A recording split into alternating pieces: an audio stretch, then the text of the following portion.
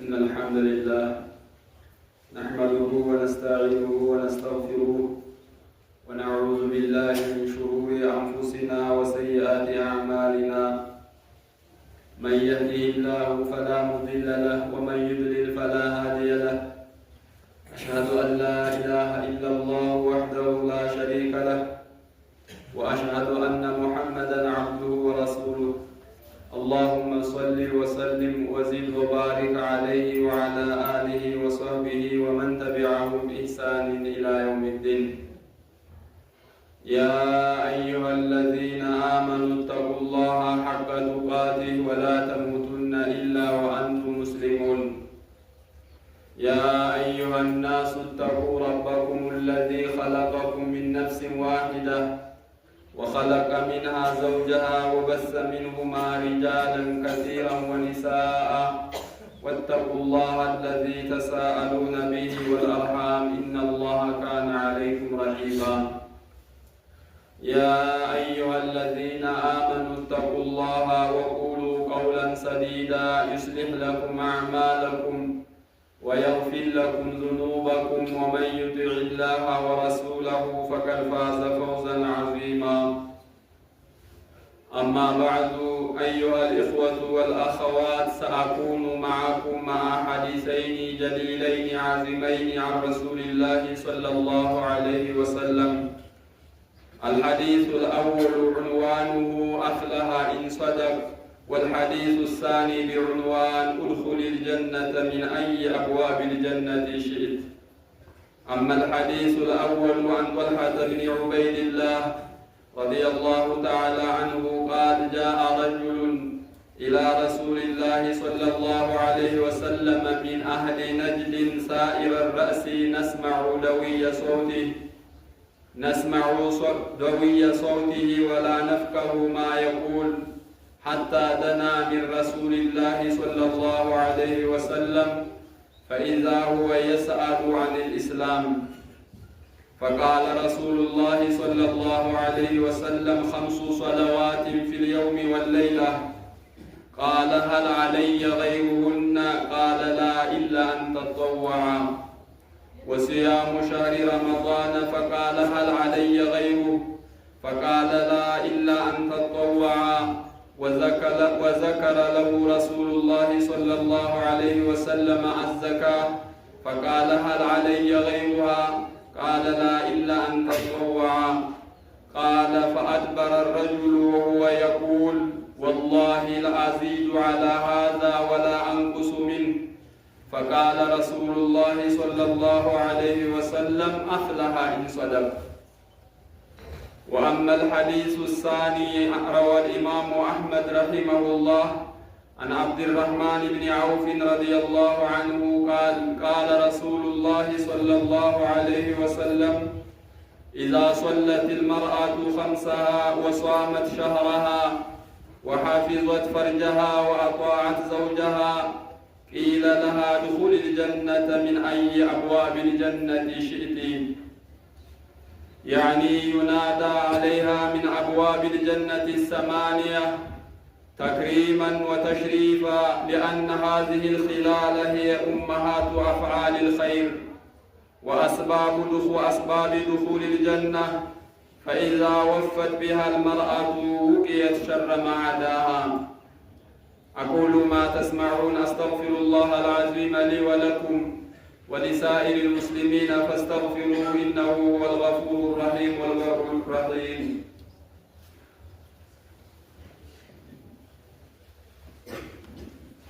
الحمد لله وحده، والصلاة والسلام على من لا نبي بعده وآله وصحبه ومن والاه. رب اشرح لي صدري ويسر لي أمري واحلل عقدة من لساني يفقه قولي. أسأل الله العظيم رب العرش الكريم أن يجعلني وإياكم من الذين يستمعون القول فيتبعون أحسنه. ከረመዳን ማግስት የመጀመሪያው ጁሙዓ ላይ 2 ሐዲሶችን መርጫለሁ። ብዙ ጊዜ የተዘነጉ ናቸው። እንዳጋጣሚ ሆኖ እነዚህን ሐዲስ እንዲሰሙ የሚፈለጉት እስካሁንም አልመጡም። ብዙ ጊዜ የምናወራው ከፍ ብለን ስለሙቀረቦች እናወራለን። ከዛም ደግሞ ዝቅ ብለን አጥፊዎች ላይ እናወራለን። እዚህ መሃል ላይ ያሉ ወገኖች አሉ። እንዲህ ከመጋረጃ ጀርባ ሆነው ስለማናያቸው ስለ እናቶች ስለ እህቶች አናወራም። ብዙም እድል የላቸውም። ወንዶች በሆነው አጋጣሚ መስጊድ በመጡበት የሚሰሙት ነገር አለ። መጠቀም አለመጠቀም ሌላ ሆኖ ብዙ የመስማት እድሉም የሌላቸውን እንስቶች እናት እህቶችንም የአላህ መልእክተኛ ለእያንዳንዱ የሚሆን ግን ይናገራሉ። ሰውን ሲያናግሩት አላ ቀድሪ ዑቁሊህ ከአቅሙ ጋር የሚሄድ ይናገራሉ። ሁለት ሐዲሶች ብያለሁ። አንደኛውን የመጀመሪያው ሐዲስ ማ ረዋሁ ሸይኻን አን ጦልሐተ ብኒ ዑበይድላህ ረዲየላሁ ዐንሁ በሶሒሐይን ላይ የተዘገበ ነው። ጃአ ረጁሉን ሚን አልአዕራቢ ይላሉ። አንድ ሰው ከነጅድ አካባቢ ነው። ሲመጣ ሰውነቱ ሳኢረ ረእስ ጸጉሩ ጭብርር ያለ ባላገር ነው። ምንም የሚያውቀው ነገር የለውም። ስልጣኔውም የለም እውቀቱም የለውም። መጣ። ከሩቅ ሲመጣ ነስመዑ ደዊየ ሰውቲህ የድምፁ ጉሩምታ ይሰማናል እንጂ ምን እያወራ እንዳለ ብዙም ግልጽ አይደለም። ያኒ ከርቀት ስለሆነ ሲያወራ ይታያል፣ ይሰማል፣ ግልጽ ግን አልነበረም። መጣ። እየቀረበ መጣና እሱ የመጣው ስለ እስልምና ሰምቶ ከመልእክተኛው መልእክት ይዞ መሄድ ነው የፈለገው።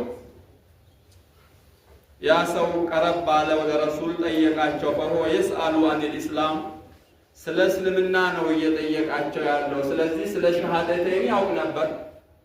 ቀጣይ ነገሮቹን ምንም የሚያውቀው ነገር ስላልነበረ ጠየቃቸው። አዎ የሚጠበቅብህ 5 አውቃት ሶላት በ24 ሰዓት ውስጥ አለብህ አሉት። በደንብ አዳምጡኝ። በተለይ ከኋላ ያላችሁት አዳምጡኝ። ሶላት ቀላል ነገር አይደለም። ሶላት ከተያዘ ሁሉን ነገር እንደተያዘ ነው። አፍላሃ ኢን ሰደቅ የአላህ መልእክተኛ የሰጡት ምላሽ ነው። 5 አውቃት ሶላት በ24 ሰዓት ውስጥ የሚሰገድ አለብህ አሉት። ቃል ሀል አለየ ገይሩሁነ ከነዚህ ውጭ ሌላ አለ? ምንም የለብህም። ኢላ አንተ ጠዋ ሱና ከጨመርክ እንጂ ከዚህ ውጭ ሶላት የሚባል ዋጅብ የለብህም።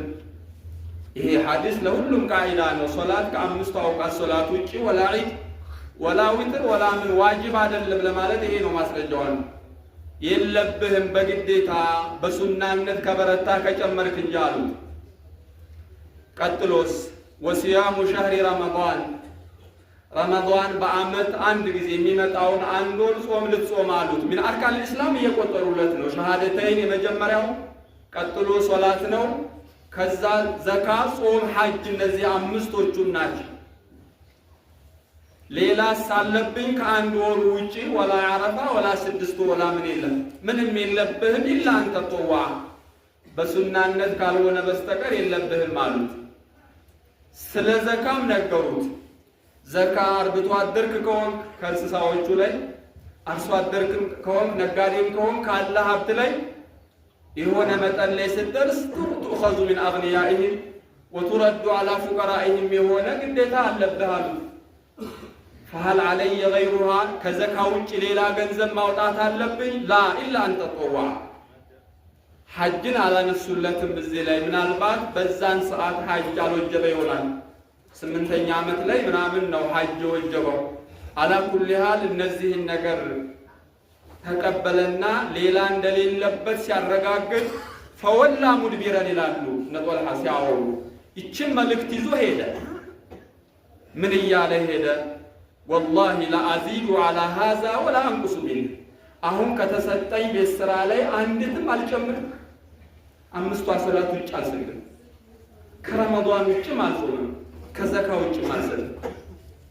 ባይሆን ግን ይችንም አልቀንስም ማለት ወላ አንቁሱ ሚን ኋላ ይችን እያለ ሄደ። ይችኑ በቃ ጨረሰ። አንድ ቀን መጣ፣ በደቂቃ ውስጥ ከነብዩ ጋር ጨረሰ። እስልምና ማለት እኮ ተግባር ነው። የሥራ እንጂ የእውቀት ክምችት ብቻ አይደለም። ይችን ሰማ። እንዳሁን ቁርአን የተደወነ የለም፣ ቡኻሪ ሙስሊም ሐዲስ የምትሉት የለም፣ ቁጭ ብሎ የሚያውቅ የለም። ይቹና ይችኑ ሰማ ሄደ። ፊቱን አዙሮ ወላሂ ለአዚዱ ዐለይሃ ወላ አንቁሱ ሚን አልጨምርም አልቀንስም አለ። ሹፍ የአላህ መልእክተኛ የመለሱትን ውሰዷል። አፍለሐ ኢንሰደቅ። አፍለሐ ማለት ይሄ ሰው ኢንሰደቅ በቃሉ ከጸና ቃሉን ካከበረ አልጨምርም አልቀንስም ብሎ ከዚህ አሁን ከተሰጠው ቤት ስራ ላይ ካልቀነሰ የተባለ የገባውን ቃል ከሞላ አፍለሐ አሉ። አፍለሐ ማለት የሚፈልገውን ያገኛል፣ ከሚፈራው ይድናል።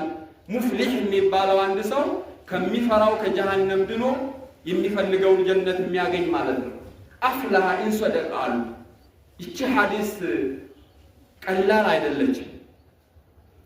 ይችን መተግበር ብንችል አፍለሐ ኢንሰደቅ ለሱ ብቻ አይደለም፣ እነዚህን ለተገበረ ሰው አፍለሐ ኢንሰደቅ ነው። ስንቶቻችንን ቁም ነገር የሆነብን ሶላት ቅድም እንዳልኩት ነው። ይህንን እንኳን እንዲሰሙ የተፈለጉት ገና ነን። ስለዚህ ሶላት ማለት ከምንም በላይ ነው። ሱቅ ነው ዘግተው ብትመጣስ አፍለሐ ኢንሰደቅ። የትኛው ስራም ቢሆን ሀታ የተቀጠረ ቅጥረኛ ሰራተኛ ቢሆን ያችን ሰዓት አሰሪ አይመለከተውም፣ አያገባውም። ከዛ ውጭ ናት። ከሶላት ሰዓት ውጭ ያለውን እንጂ የሶላትን ሰዓት አሰሪ ራሱ ማዘዝ አይችልም። ስለዚህ በየትኛውም አጋጣሚ ላይ ብትሆን የሶላት ሰዓት ከደረሰ አቁመህ ወደ ሶላት መምጣት፣ ወደ መስጂድ መምጣት። ቀብልያውም ይቅር፣ ባዕድያውም ይቅር፣ ዊትሩም ይቅር። ሰሞኑን ሸኻችን በእንትን ላይ ሲዘዋወር አይታችሁት ሊሆን ይችላል። የሚገርም አገላለጽ ገልጸውት ነው። በተራዊህ ከምታለቅሰው እንባ ለዙሁር ስመጣ ያላበህ ላብ ይበልጣል አሉ። እየተቀላቀሉ ነገሮች አሉን። እኛ የማይመለከተን ሱቢሁ ላይ የለም። በአጋጣሚ በረመዷን ክፍለ ሀገር ሄጄ ነበረ። መስጂድ ሞልቶ ይሰገዳል ተራዊህ። ወላሂ ነው የምላችሁ። ሱቢህ ላይ ግን 4 ሆነን እንሰግድ ነበር እዛ መስጂድ ላይ። ከዚህ በላይ ውርደት የለም። ይህንን ህዝብ ነው እንግዲህ ተራዊህ ላይ ሲያለቅስ ከምታለቅስ ዙሁር ላይ የሚያልብህ ላብ ይሻላል አሉ። በሚገርም ሁኔታ ነው የገለጹት። ሰው አውለውያትን ማወቅ አልቻልንም። አሁን የሐጅ ሰዓት ነው። ስለ ሐጅ ያወራል ሰው። አለፈንኛ ከሚሊዮን በላይ ሆኖ ግማሽ ሚሊዮን አልፏል። ተወሱን በቃ አልወጀበብንም፣ አልቻልንም። የሚቀጥለው ደግሞ ምን ያህል ይሄድ ይችላል? በእጅ ያለውን ስራ ሶላቱ ጾሙን ጾም ካለል ሐጁን ካወጣህ ዘካውንም ተወው። አልወጀበብህ ከሆነም ታረግ። የሚመለከተንን ሳንሰራ ሌላ ነገር ገንዘብ ኖሮኝ መስጂድ ካልገነባው ግብ የለህም። ተው ስገድ። አሁን ቁርአንህን ቅራ፣ ዚክርህን ዝከር። እያቀላቀልን እንዲያው አውለውያቶችን አለማወቅ። ተሐጁ ግርግር ሲፈጥር ይቆያል። ሱቢ ባዶ። ከዚህ በላይ ውርደት አለ? ከዚህ በላይ ውድቀት አለ? ይህ ማመዛዘን አለመቻል። አፍለሐ ኢንሰደቅ። ሌላውን ከበረታህ እንጂ ይሄን ብቻ በርታሉ። ይሄኛው ተሐጅዱ ይሁን ተራዊሁ ለቅሶ ይሁን ጋጋታው ይሄን ከያዝክ በኋላ ደግሞ ትጨምረዋለህ። መጀመሪያ ግን መያዝ ያለብን ይሄኛው ነው። ሰው ጫት እየቃመ እኮ ለጫት ብሎ መነሳት ይከብደዋል። ጫቱን ትቶ መነሳት ለምን ተፍተው መተሰግደ በኋላ ትቅም መቃም ካለብህ እንኳን ከምንም በላይ ነውና ሶላት የሚለው ነገር بعد الشهادتين العهد الذي بيننا وبينهم الصلاة በእኛና በእነሱ መሃል ያለው መለያ ሶላት ነው ብለዋል የአላህ መልእክተኛ። ስለዚህ ሶላት የማይሰግድ ሰው ስሙም ባይቀየር ነኝ ብሎ ቢያስብም አይደለም ማለት ነው። የጅምሁሮቹ የብዙዎቹ አቋም ነው። ክዶ ሳይሆን በስንፍና ሶላት አለመስገድ ከእስልምና ያወጣል የሚሉበት ነው አቋሙ። ስለዚህ በሶላት የቀለደ ሰው ሌላ ምንም ቢሰራ አይሆንም። ኧረ እንደው ተሐጁን ተራዊውን ተው፣ ጾሙስ ባይጾም ምን ያደርጋል ሶላት ካልተሰገደ? ስለዚህ የሶላት ጉዳይ የጾምና የዘካን ጉዳይ ነግረውት እችን ይጃለሁ አለ። የአቋም ሰዎች ነበሩ። ሲጠይቅም ከልቡ ነው። ያን ነገርም ለራሱ ቃል ገብተው ነው። ፈለው ሰደቁላህ ለአላህ የገቡትን ቃል የምር ቢሆን አላህም ቃላቸውን ይሞላላቸዋል። አንደኛው ሐዲስ ይሄ ነው እንግዲህ። ስለዚህ በሶላት ጉዳይ አትደራደር፣ በጀማዓ ጉዳይ አትደራደር። ሌላው ከቀረ ይቅር እያልኩ አይደለም። መጀመሪያ ያኛው ይሟላና ይሄኛውን ደግሞ ከፊትና ከኋላ ያለን ማቀዳደም አይሁንብን ነው። መጀመሪያ የሚቀደመው ይቀደም፣ ከዛ በኋላ ደግሞ ከኋላ ያለው ይከተላል። እኛ እያገላበጥ ነው። ቅድም ያልኳቸው አያሳዝንም? መስጂድ ለሱና ሶላት ተጋፍተን ሞልተን ለፈርድ ሶላት መስጂድ አለመምጣት ብቻ እኮ አይደለም። ያመሻል በዛ ሰዓት ላይ ወላሂ 2 ሰዓት የሚነሳበት ሰው ነው የሚነቃ ሰው። ካለማወቅ ነው ወይስ ምንድነው? ወይ እቺኛዋ የአንድ ወር ስለሆነች ነው? ሁለት ወር ሊሆን እኮ ይሄም የለም። አንድ ወሩ በስቶበት የመጀመሪያ ሳምንት የነበረው ግርግር አልጠፋም። ስለዚህ ለማንኛውም ማወቅ ካለብን ይሄን ነው። አፍላሃ ኢንሶደቅ ብለዋል። 5 አውቃት ሶላት ከጠበቅ ረመዳንህን ከጾምክ ዘካህን ካወጣ ወሐለለ الحلال وحرم الحرام حرامና ሐላሉን ለይተህ ካደረክ ሌላ ነገር ባታረግም ችግር የለውም። አንድ ሰው ሶላት እየሰገደ ሰግዶ ሲጨርስ ምን ብለህ ዱዓ አረክ አሉት የአላህ መልእክተኛ። እኔማ ያደረኩት አላህ ወይ አስአሉከ الجنة وأعوذ بك من النار ነው ያልኩት እንጂ አንተ የምትለውንም ሙዓዝ የሚለውን እኔ አላውቀው አለ። ብዙ በማወቅ መስሎት ነው እንግዲህ እሱ። አይ ልጄ ወሐውለሃ ኑደንዲን አሉ እሳቸው። እኛም ምናነበንበው ዙሪያ ጥምጥም ከዚህ የወጣ አይደለም አሉት። ስለዚህ ይሄ ነው ቁም ነገሩ ያለው። ሶላቱ ዘካው ላይ ነው እንጂ ሌላው ሱናው ላይ ቅድሚያ መስጠት የለበትም። ሁለተኛው ሐዲስ ላይ ይሄዳለው ወደ ሴቶች ነው። ይሄ በእርግጥ ሁለቱም ተያያዥነት ያለው ነው። ሴቶች ማለት መድረሳ ናቸው። እኛ በሴቶች በኩል ነው የመጣን። የሴቶች ታዳጊዎች ነን። እናት ያሳደገችው ልጅ በጥሩ ካደገ ጥሩ ነው። በጥሩ አሳድገው በጣም ትንሽ ሰው ካልሆነ በስተቀር አይበላሽም። በመጥፎ ያደገ ግን በጣም ትንሽ ካልሆነ በስተቀር ጥሩ አይሆንም። እናቶች ላይ መስራት አለብን። እናቶች ማስተካከል ያለባቸው ነገር በጣም የአላህ መልእክተኛ እንደ ወንዶቹ ጅሃድ አላሉ፣ እንደ ሌሎቹ በርካታ ነገሮችን አላሏቸውም። ስሟቸው ያሉላቸውን ቃለ ረሱሉላህ ሰለላሁ ዐለይሂ ወሰለም ኢዛ ሶለቲል መርአቱ ኸምሰሃ።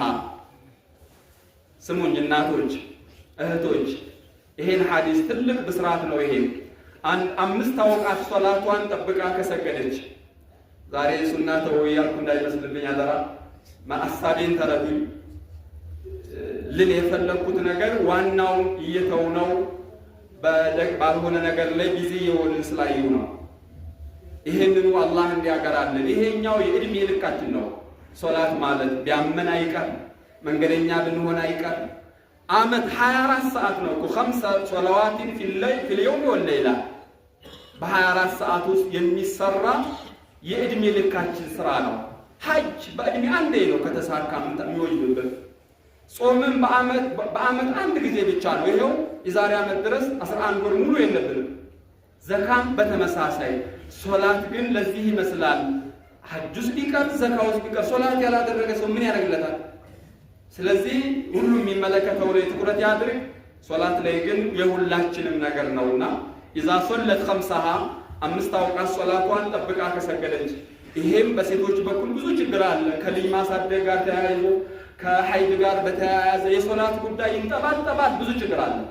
ስለዚህ ስሙት። ይሄንንም 5 አውቃት ሶላቷን ጠብቃ ከሰገደች ሱብሂ የለም ኢሻ የለም ሁሉንም ሰዓቱን ጠብቃ ሶላቷን ከሰገደች የአላህ መልእክተኛ የተናገሩ ወሷመት ሸህረሃ በአመት የሚመጣውን ረመዳኗን ከጾመች በሐይድ ምክንያት ተንጠባጠበ ቀዷውን ማውጣታ ይሄን ካደረገች ወሐፊዘት ፈርጀሃ ብልቷን ከሐራም ከጠበቀች ከባሏ ውጭ ዓፊፋት ሆና ሙሕሰናት ሆና ካረገች ወአጧዓት ዘውጀሃ ባሏን የባሏን ሐቅ ከጠበቀች። ብድር አይደለም ባል የሚስት ሐቅ አለበት፣ ሚስትም የባል ሐቅ አለበት። ብድር አይደለም። የኔን መብት ሳያከብር አላከብርም ማለት አይቻልም። አንቺ ራስሽን ተወጪ ይሄን ሐዲስ ለመተግበር፣ አንተ ደግሞ ከተወጣህም ለራስህ ነው። ወአጧዓት ዘውጀሃ ምንም ይሁን ብቀጥንም ባልኛል የባልን ሐቅ ከጠበቀች። የባል ሐቅ ምንድነው? ኢዛ አመረሃ አጧዓት ነው። ያው በማንኛውም ሁኔታ የባሏን ሳታስከፋ የባሏን መብት እስከ ከበረች ድረስ እኒህን 4 ነገሮች ካደረገች ቂለ ለሃ ዑንዋን ያልኳችሁ ቂለ ለሃ ድኹል الجنة من أي أبواب الجنة شئت 8 በሮች አሉት ጀነት። ከ8ቱም በር በየትኛው ይሻልሻል መርጠሽ ግቢ ትባላለች። ተሽሪፈን ወተክሪመን መግባቷ ተረጋግጧል። ጀነት መግባቷ ብቻ ሳይሆን የትኛው ሁሉም ጀነት በር ያው ጀነት በር ነው። በፈለግሽው በይ ምረጭና ግቢ ትባላለሽ። አላሁ አክበር። ይሄ ነው እንግዲህ በጣም ከባድ አይደለም። ዲነል ኢስላም ቀለል ያለ ይችን አጥብቀን ከያዝን በቂ ነው። እኛ ግን ምን ይዘውንና ይሄ ነገር አለ። ለማንኛውም 2 ሐዲሶች ሐቂቃ በጣም መነሳት ያለባቸው ለኔ መሰሎች ዳር ላልን የሶላት ጉዳይ ቁም ነገር ለሆነብን ሶላት ጫና የሆነብን ሰዎች ይሄን ሰምቶ ሊሆን አይችልም። ሌላው ይቅር አንዳንድ ጊዜ እየከበለን የመጣው ከአቅም በላይ የሆነ ነገር እየተወጣጠርም ነው። እንደ ተሐጁዱ እንደ ተራው ይከብደን እናንተ ዋለ የሚከብድ ነገር የለም። በቃ ይሆኑ አምስቷን አውቃት ሶላት መስጊድ መተጀማ ከሰገድ ተው ባዕድያውን ቀብሪያውን ከፈለግ እሱን አረጋግጥና ከዛ በኋላ ደግሞ ትጨምርበታል። አወሉ ማ ይሐሰቡ الانسان يوم القيامه الصلاه የቂያማ ቀን ሂሳብ ሲሰራ የሶላት ፋይል ነው የሚከፈተው። እሱ ሙሉ ሆኖ ከተገኘ ሌላው ያልፋል። ከ50 በላይ ያመጣል እንደማለት ነው። ሶላቱ ላይ ጉለት ካለው እነዚህ ሱና ሶላቶች እንደማሟያ ይታያሉ። መጨመሩ መልካም ነው ይያል። ስለዚህ ኒሳአን ወሪጃልን ሁላችንም ወጣቱም ትልቁም ትንሹም ሶላት ላይ መበርታት ይኖርብናል። የሶላት ነገር ከ7 ዓመት ጀምራችሁ አሰግዱ የተባለው ቀል ሆኖ እኮ አይደለም። ሌሎች ሸራዒዎች ምድር ላይ ሲመጡ ሶላትን ወጥተው ያመጡት በቀላል አይደለም። ሶላት አሲላ በይነ አላህ ወበይነ ረቢህ በአላህና በባሪያው መሃል የሚያገናኛ መስመር እኮ ነው። ሶላት ላይ መቀለድ ማለት በህይወት መቀለድ ነው፣ በራስ ላይ መወሰን ነውና የሶላት ጉዳይ ይሄ ነው እና እነዚህን ነገሮች አሟላች ማለት ለጀነት መግቢያ ሰበብ የሆኑት ነገሮች ሁሉ አፍላሃ ኢንሶደቅ የተባለውን ጭምር የያዘ ነው። ለዛ ነው ተጨማሪ አንድ ሐዲስ ለሴቶቹ ምርቃት ነው። አና አይሻ ረዲየላሁ ዐንሃ ቃለት ጃአትኒ ምስኪና ይላል። እናቶች ዘንድ ያለ ትልቅ ነገር ነው፣ ትልቅ አጅር እንደምታገኙበት ይሄ ሐዲስ ያበስራል። አንዲት ምስኪን ቸግሯት ልጆቿን የምታበላው አታ እኔ ዘንድ ይዛቸው መጣች። 2 ልጆች ይዛለች አለች አይሻ። የእናትን ነገር እናቶች ያውቃል። جاءتني مسكينة تحمل ابنتين لها فأطعمتها 3 مرات بيتو من የሚለው ያለው 3 ተምራግ እየሰጠዋል። ከና አይሻ ቤት ከነብዩ ቤት የተገኘው 3 ፍሬ ተምር ነው። ያችን 3 ፍሬ ተምር ሰጠዋት ለሴትየዋ። አንዷን አካፍላ አንዷን ለራሷ ልትበላ ልጆቹ ጎረስ አድርገው እናታቸው ላይ ያለችውን መልሰው ጠየቋት። መብላቷን ተወችና ለ2 ሰንጥቃ ለያንዳንዳቸው አካፈለቻቸው።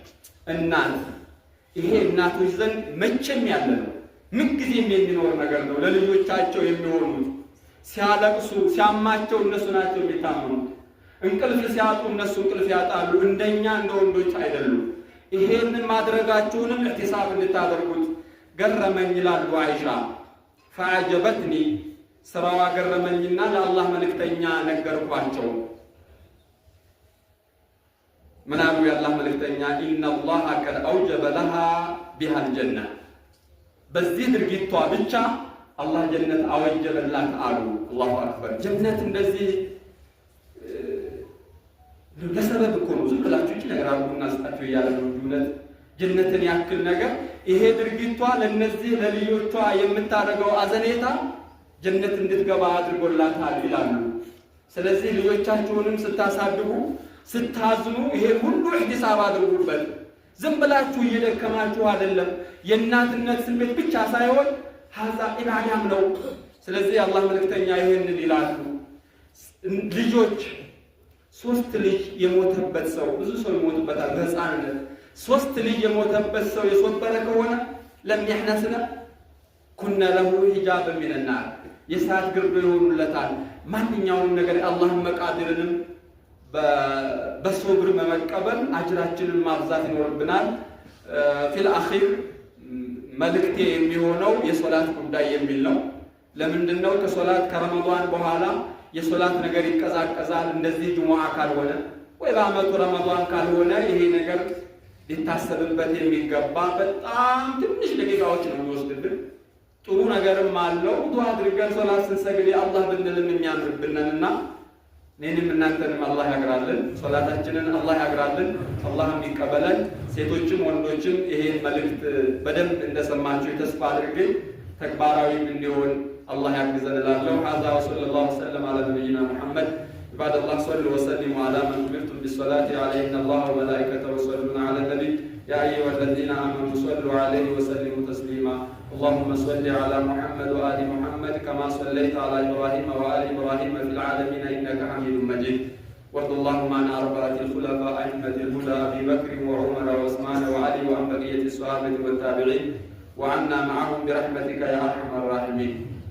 اللهم أعنا على ذكرك وشكرك وحسن عبادتك. اللهم حبب إلينا الإيمان وزينه في قلوبنا وكره إلينا الكفر والفسوق والعصيان واجعلنا من الراشدين. توفنا مسلمين وألحقنا بالصالحين برحمتك يا أرحم الراحمين. اللهم ربنا آتنا في الدنيا حسنة وفي الآخرة حسنة وقنا عذاب النار. اللهم اغفر للمؤمنين والمؤمنات والمسلمين والمسلمات الأحياء منهم والأموات إنك سميع قريب مجيب الدعوات يا رب العالمين. قال الله إن الله يأمر بالعدل والإحسان وإيتاء ذي القربى وينهى عن الفحشاء والمنكر والبغي يعظكم لعلكم تذكرون. فاذكروا الله العظيم الجليل يذكركم واشكروه على آلائه يزدكم ولذكر الله أكبر والله يعلم ما تصنعون.